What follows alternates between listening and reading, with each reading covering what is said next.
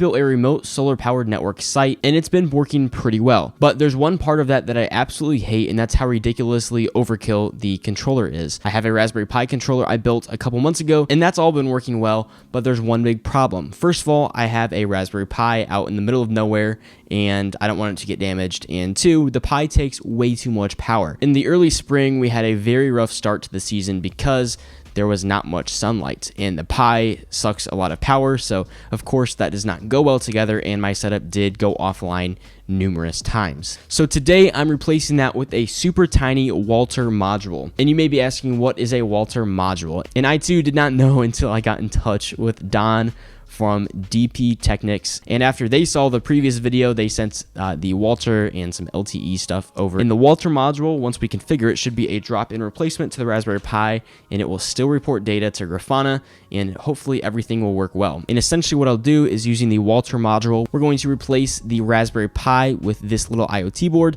and this board is going to read from our Victron charge controller, and it's going to push data to our Grafana instance just like the Pi is doing, but with way less overkill hardware. I'm really excited to make this a much more long-term and permanent solution than the Pi. I'm going to take you guys through the whole process today. I think it should be pretty easy, but time will tell. So let's begin. Looks like under the hood, this is literally just an ESP32, but it does have the cellular connection and stuff on there, so that's kind of interesting. And here's what the Walter looks like with the antennas on it. We have our GPS antenna as well as our ultra wideband antenna, and they're both connected to their respective ports on the controller. And I think that's covering everything we need antenna wise.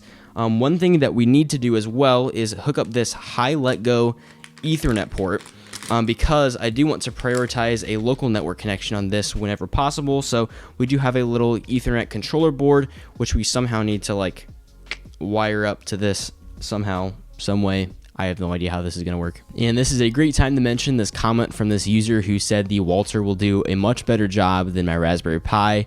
We're going to find out if that's true today, but I appreciate your comment. And because of your comment, I was able to get one of these Walter boards, so I'm very thankful for that. That's also a great time for me to disclose that this product was sent to me, but I'm not going to be changing my opinions on it or anything for the purposes of the video. So at this point, what we have going on now is the Walter has the firmware flashed according to codecs. It is all ready to go.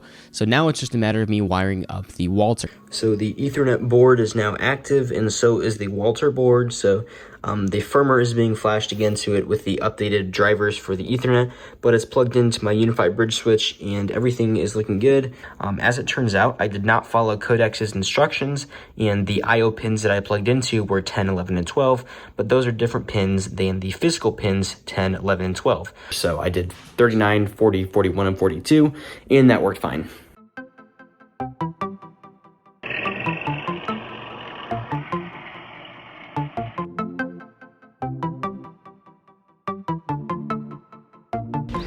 Alright, so now that we're outside, I have the Walter plugged in, I have the Ethernet controller plugged in, as well as the thing is all plugged into the Victron charge controller.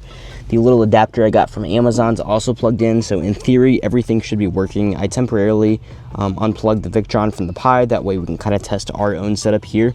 We have the antennas and stuff, of course, still connected. I have not done anything to actually set them up.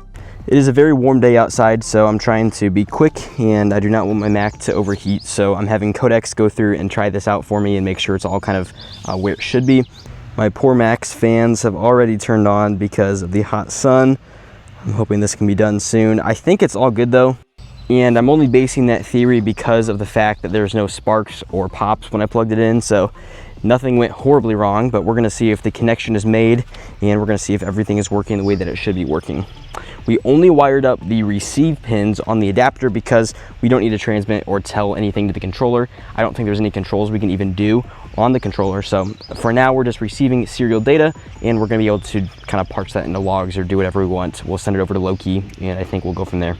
So now that the Walter board is installed with the Ethernet module and the SIM card, I do want to go ahead and check on Grafana.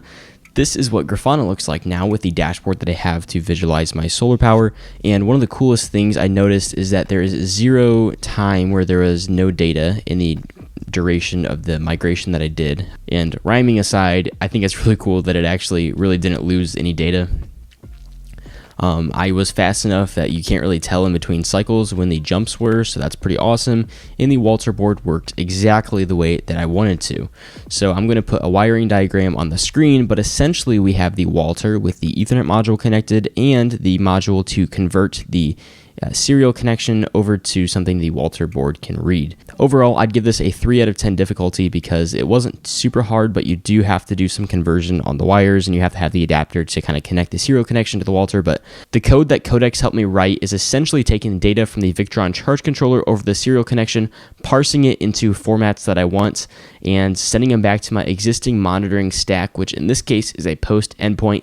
And from there, it's going into a SQL database and then into Grafana. Eventually, I'll move this over to Mimir or something, but for now, my post setup is fine.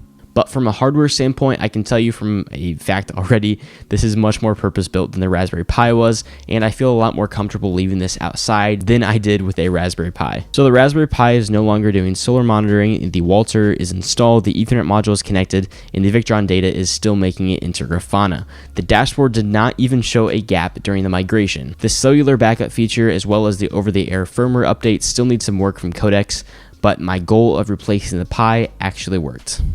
And in regards to this project, the next thing I do want to test is the LTE backup side. That way I can still report solar data in the event of a network outage. So if you're curious into how that's going to work, make sure to subscribe. There's more videos coming hopefully in the future. But until then, thank you for watching this video. Have a great day. I will see you all in the next video.